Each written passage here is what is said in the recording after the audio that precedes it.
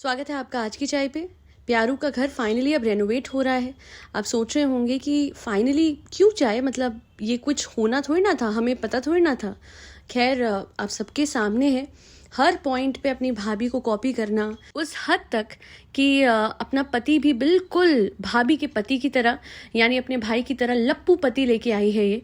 और अब घर भी रेनोवेट करवाना है। हाँ तो फ्रेंड्स, मैं जेलस हूँ ना, मुझे नहीं समझ आता कि भाभी का घर इतने बड़े महल जैसा, विला जैसा, और मेरा घर इत्तू सा एक, इत्तू सा दूसरा वहाँ, इत्तू सा मुदाहा में वहाँ, फिर फार्म हाउस फार्म में वहाँ। तो फ्रेंड्स, मेरी जेलसपना कभी ख़त्म नहीं होगा फ्रेंड्स। मैं तो ये चाह रही थी कि भाभी पूरी पावर ऑफ अटर्नी अपने घर की मेरे नाम कर दें, अपनी सारी संपत्ति मेरे, क्योंकि मैं उनकी बेटी जैसी हूँ ना फ्रेंड्स। पर अब मैंने यही सोचा है फ्रेंड्स, मैं डायरेक्टली तो कुछ नहीं कह पाऊंगी, पर इनडायरेक्टली मैं बहुत ताने मारूंगी, बहुत ताने। अरे बीबी बिल्कुल, और देखो कैसा घर है यार, बिल्कुल अच्छी बिल्कुल अच्छा नहीं है। इतने दिनों से इसी घर में रह रहा हूँ, बट अब मुझे अच्छा नहीं लग रहा है।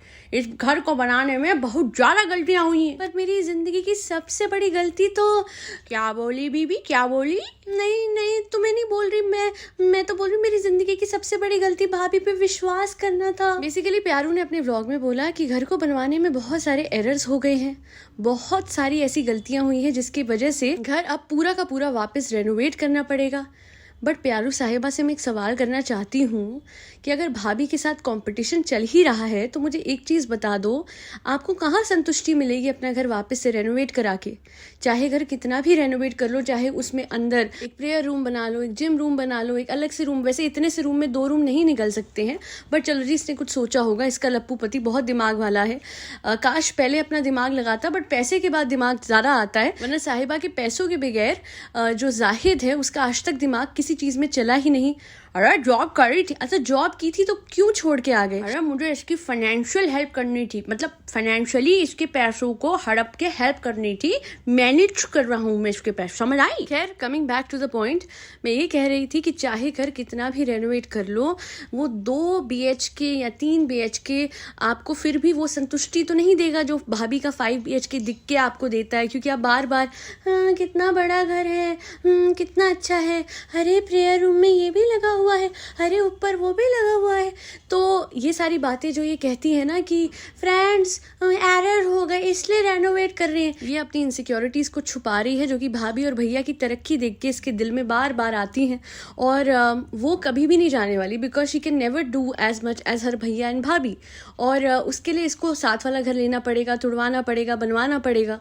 और मैं इतना ही बोलूँगी कि ये एक पैटर्न है जो कि मैं देखती हूँ, ये हमेशा फॉलो करती है। ईश्वर कलेक्शन नहीं जाना, कहाँ जाना है हमको पता है, दूसरी शॉप है जो टी नाम की है, ये वहाँ जाती है। और वहाँ क्यों जाती है? Because she wants to show कि वहाँ पे बेटर वो मिलता है। और खिजा ने भी बोल दिया था, अरे तुम तो टी वाली शॉप पे गई थी ना, ऑब्वियसली वहाँ पे बेटर वो मिलेगा। तो it's like everyone is shading भाभी without really directly saying anything. और डायरेक्टली ये लोग इसलिए नहीं बोलेंगे बिकॉज सबके अपने अपने सब्सक्राइबर किसी न किसी के थ्रू आए हैं। भाभी के थ्रू इसको मिले हैं, इसके थ्रू भाभी को मिले हैं, इसके भाई को, दोनों के थ्रू, तीनों के थ्रू मिले हैं। तो कोई एक दूसरे को डायरेक्टली कुछ नहीं बोल सकता, क्योंकि जिस दिन ऐसा हुआ तीनों के सब्सक्राइबर्स जाएंगे और काफ़ी कम हो जाएंगे। बेफजूल की खर्चे करने को इन लोगों से सीखे, ना शुक्रापना को इन लोगों से सीखे। इनसे इंस्पिरेशन लेते कौन लोग हैं जो इनकी तरह ही बन रहे होंगे? मैं तो यही सोचती हूँ ना कि आप सोचिए, वो लोग आके इधर लिखते हैं जीलस जीलस जीलस, बट मैं उन लोगों को बोलना चाहूँगी कि भैया देखिए, वो उनकी प्रोनाउंसिएशन है, वो लिखते हैं, उनकी स्पेलिंग है JILEUAS, जीलस। तो मैं ये बोल रही हूँ, वरना मुझे भी पता है जेलस होता है ना, बट चलिए वो कहते हैं, मैं रिस्पेक्ट दे रही हूँ जी इसके व्यूअर्स को, वो जीलस बोल रहे हैं। पर मैं उनसे पूछना चाहूँगी कि आप खुद देखो ना कि एक दूसरे में कितनी जीलसी है। भूलिएगा मत, अपने बेटे का नेम रिवील करके मैडम को कितना भुगतना पड़ा था। वो क्या एक एंगर होगा कि मैडम को इमिजिएटली वो वीडियो हटाना पड़ा और 2.5 दिन तक दोनों की तरफ से कोई वीडियो नहीं आया। घर में क्या कोहराम मचा होगा। और हमें जीलस कहते हो। यहाँ पे ये कहती रहती है, फ्रेंड्स लोग कुक करते हैं, खराब हो जाता है, फिर बाहर से मंगवा के दिखा देते हैं। किस पे टेक था वो? किस पे शेड कर रही थी ये? भाभी पे। जीलस कौन, हम या वो? भाभी ने जीलसी कैसे निकाली बिना कुछ बोले? शादी करूंगी तेरी, देख बढ़िया कपड़े बनाऊंगी तेरे पैसे बचाऊंगी तेरे। देख लिया आप लोगों ने क्या शादी हुई?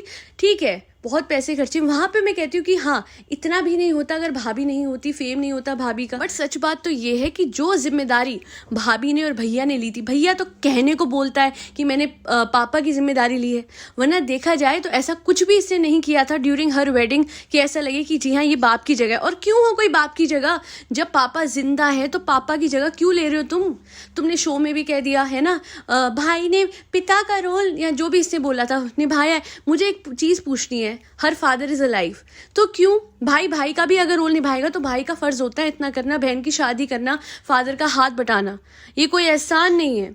और बार बार ये बोलना, अरे जीते जी तो अपने फादर के लिए ऐसे मत बोलो। और अपनी अलेजेडली प्रेग्नेंट वाइफ से पूरी की पूरे इंतजाम करवा के सारा क्रेडिट ये ले कैसे जाता है बेशर्मों की तरह, मुझे ये समझ नहीं आता। मैडम ने भर भर के कंजूसी करी, लगा ही नहीं कि दिल खोल के पैसा खर्चा गया। छोटी छोटी पोटलियों में एक बादाम, एक काजू और एक छुआरा बांटा था, वो भी हवा में फेंक फेंक के, और खाने में वो पैक्ड प्लेट दे दी थी। तो नो डाउट कि हाँ बहुत कुछ इसकी शादी में रह गया, पर अब ये जो घर वाली बात करी ना, ये गलत कर रही है। क्योंकि उस टाइम पे हमारे सामने था कि इसकी भाभी ने सिर्फ जिम रूम में इनपुट दिया था। वैसे बहुत तेज हो मैडम, बहुत तेज हो, क्योंकि हमारे सामने है कि मैडम ने वो रूम जिम रूम बनवा दिया जिसमें वॉशरूम था। आइडियली वो गेस्ट रूम होना चाहिए था, पर भैया मैडम बहुत स्मार्ट है, ब्रिक वाला वॉलपेपर लगाया जो अपने रूम में भी लगवाया था, जिससे रूम की सारी शो खत्म हो गई। और गेस्ट रूम छोटा सा रूम रखा जो कि बिना वॉशरूम का था।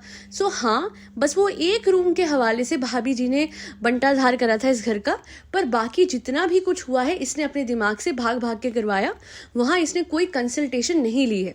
और मैं इतनी हैरान हो रही थी, ये कह रही थी कि सामने कुरान पाक रखी है, तो वहाँ पे मुझे ऐसा लगा कि आप अपनी कुछ करने के लिए, आपको इस घर को रेनोवेट करवाना है, आपका कंपटीशन है भाभी से, तो आप ऊपर वाले का सहारा क्यों ले रहे हो कि इस वजह से हम घर रेनोवेट करा रहे हैं।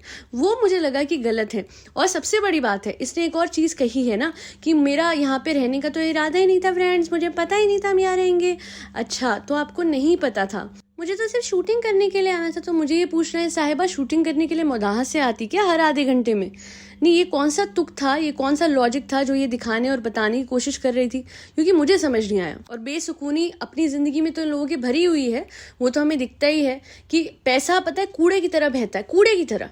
और मुझे इतना बुरा लगता है कितने लोगों पे इतना है नहीं, और जिन पे है उनको कदर है नहीं। और मैं सच बता रही हूँ, ये जैसे ही घर बन जाएगा इसने फिर वो दूसरे वाले घर की रेनोवेशन कर देनी, और जैसे ही वो ठीक हो जाएगा फिर इस वाले घर में कुछ हो जाएगा, फिर एक जगह पे नई प्रॉपर्टी बन जाएगी, ये घर बिक जाएगा। और उसके बाद फ्रेंड्स क्या करें, अब आगे तो बढ़ना है ना जिंदगी में, move on is the truth of life. हाँ वो तो ठीक है, ट्रॉथ ऑफ लाइफ तो है ट्रॉथ, बट मैं ये कहना चाहूँगी कि आप लोगों की ट्रुथ जो है ना लाइफ की, साहिबा हो, जनाब हो, मैडम हो, वो ये है दैट सारे लोग बेसुकून हो रखे हो। और वर्स्ट इज खुद होते तो समझ आता, अपनी ज़िंदगी में जो करो करो, डजंट मैटर। बट मुझे दिक्कत पता है किस वजह से होती है?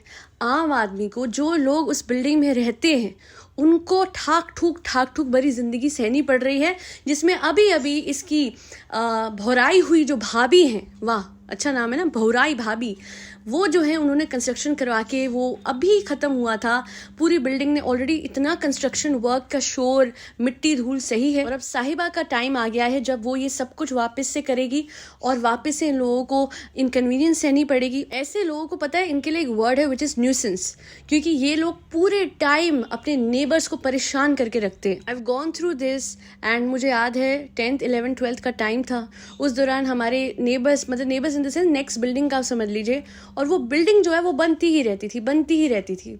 और वो टाइम मेरे लिए इतनी मुश्किल से निकला।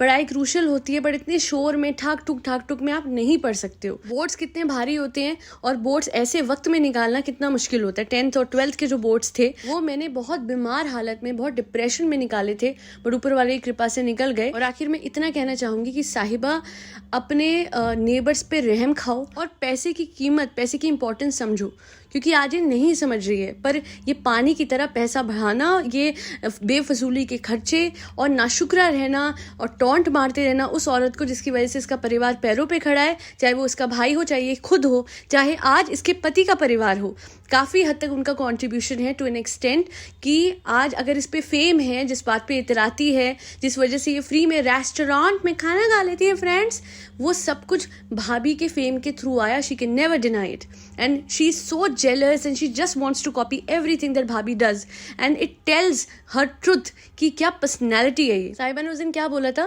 फ्रेंड्स रिचार्ज नहीं होता था तो मुझे मेरा जाहिद करा के देता था। तो मैं इससे पूछना चाहती हूँ, शर्म करो, वो जो हाथ में आईफोन से तुमने सेल्फियाँ ली हैं, आज तक इतनी व्लॉगिंग स्टार्टिंग में करी थी, वो इसी भाभी ने और इसी भैया ने तो दिलाया था। इतना कुछ तो करा है। हाँ, वो तो एक्चुअली क्या है ना, एक ऐसी बहन मिल जाए जिसको आप रिचार्ज करा के दो और अगले दिन सुबह तक हेलो भैया और रिचार्ज करा दो, मुझे अपने फ्रेंडों से बात करनी है, तो फिर उनकी कोई गलती नहीं है। क्या है ना, हर चीज़ की एक लिमिट होती है। और साहिबा, जब भी अपनी लव स्टोरी आप बताओ, ये वाला एंगल मत बताना कि वो रिचार्ज कराता था, क्योंकि trust me, ROI return on investment वो लाखों गुना ले चुका है जो उसने आपके फ़ोन रिचार्ज करने के रूप में की थी। और ये वाला पॉइंट जो है बहुत इंपॉर्टेंट है, लास्ट में रख रही हूँ।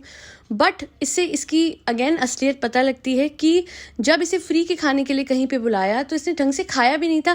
फ्रेंड्स बहुत अच्छा है, पहले कह रही हूँ बहुत अच्छा है, हम भी रेस्टोरेंट खोल रहे हैं, आज हम किसी की तारीफ़ करेंगे तो कल हमें ऊपर वाला हमारी तारीफ़ करवाएगा। तो मैं कहना चाहूँगी साहिबा, तो जब आप ये सेम चीज़ ताज के लिए कर रहे थे कि फ्रेंड्स मत खाना, आई डोंट रेकमेंड, तो वो आपने इसलिए कर रहा था कि आपको वहाँ पे ताज ने फ्री का खाना नहीं दिया था, वरना अगर फ्री का खाना होता तो वहीं पे बैठ के आप बिना खाए ताज की तारीफ कर रहे होते। लास्ट में इतना ही कहूँगी कि साहिबा को जाहिद मिला, जैसे को तैसा मिला, लालचियों को पैसा मिला, भाभी और भैया को देखो देखो इतना कुछ करने का फल कैसा मिला। आज के लिए इतना ही। Do not forget to like, share and subscribe to आज की चाय। फरी बच्चों को, कुत्तों को, बिल्लियों को, गाय को खाना ज़रूर दीजिए, ठंड से बचाइए। और अगर अभी तक आपने गर्म कपड़े नहीं बांटिए तो बांटिएगा ज़रूर। रामलला घर आ चुके हैं, खुशी मनाइए, उत्सव मनाइए। रोज़ रामलला के मंगल आरती के वक्त सुबह दर्शन करने मत भूलिएगा। आज के लिए इतना ही। जय श्री राम, राधे राधे, हरे कृष्णा, जय सिया राम।